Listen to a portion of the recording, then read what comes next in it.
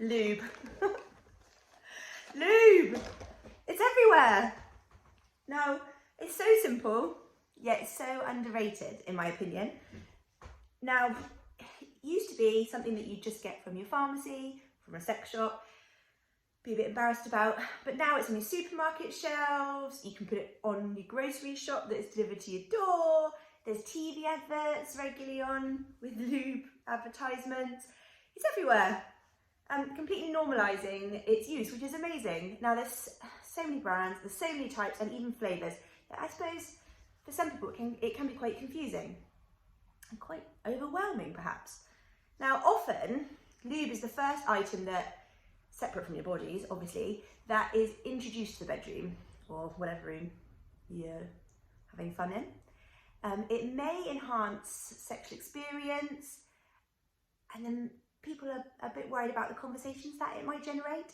If you're worried that perhaps it's showing that you're not turned on, or you're worried that you need it and therefore there's something wrong with you, absolutely not the case. There's nothing wrong with using lube.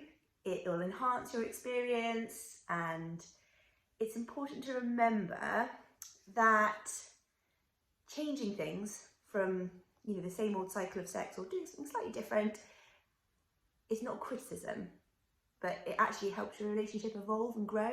Using lube might actually spark a conversation that you might not have had before. So, about lube and your body.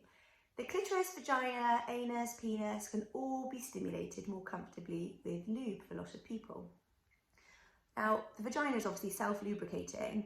Using lube is not a sign that you're not turned on. Different points of the menstrual cycle or hormonal contraception, breastfeeding, pregnancy, menopause, these can all have an effect on vaginal dryness. So it doesn't mean necessarily if you're not maybe as wet as you'd like to be, that this is a problem. It can just, or even it's not even a sign of not being turned on. You can still be turned on and not be really wet. It could just be your hormonal cycle, your contraception, all sorts of different contributors. So you might want to use it for that. The menopause can also result in vaginal dryness. There are several lubes that can help with this. There's like a vaginal moisturiser or a lube. The anus as well is not self-lubricating. So if you're going for penetrative sexual play with the anus, you must remember that lube is actually really required for better sexual play and sexual enjoyment all round, and much more comfortable.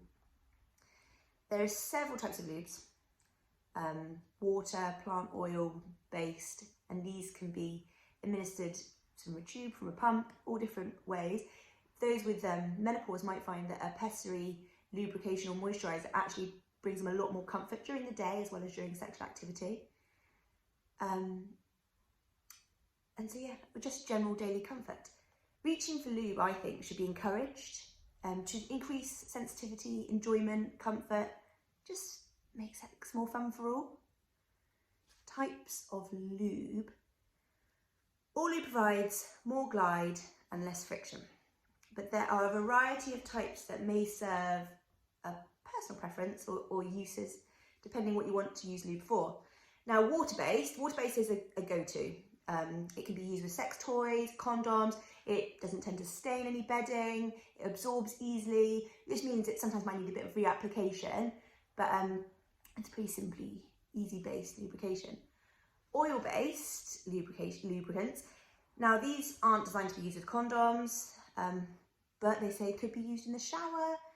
You might find they sometimes stain bedding, and sometimes some people might find they upset the pH balance of the vagina, if not, say, an organic or a natural oil, but they do last a long time, so you're less likely to have to keep reapplying. So pros and cons. Then they've also got silicone-based lubes. These can't be used on silicone sex toys because they could cause damage, but they can be used with condoms. They're often preferable for anal sex because they are long-lasting. So there's all different things there. What's important to remember is some lubes have sugars in, so you might find flavoured varieties contain glycerol, glycerin, other sugary substances. These could upset the vagina's natural pH balance. Some might find it gives them thrush. So I recommend that you use maybe lubes with more natural ingredients. Too much lube sometimes can reduce sensitivity. So if you use too much, maybe start with some and then build up the use. You'll get then used to how much is right for you. With natural lubrications, the body might absorb it, which requires some reapplication as well. Once you're used to it, you can work out what works for you both.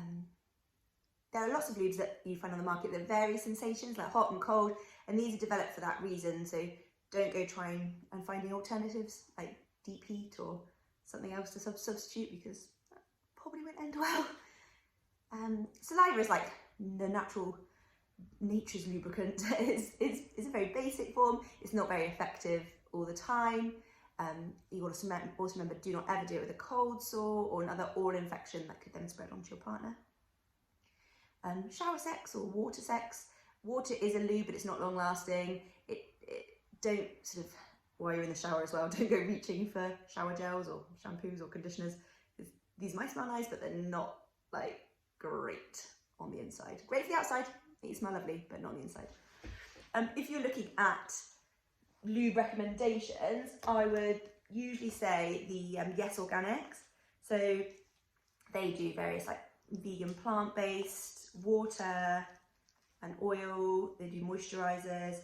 They do these great pessaries that are really good for those suffering with some dryness. So they go in and help provide more comfort. Little sachets as well you can get, pop in your handbag and off you go, or whatever, pop in your wallet. So yeah, hopefully that's answered a few questions on lube.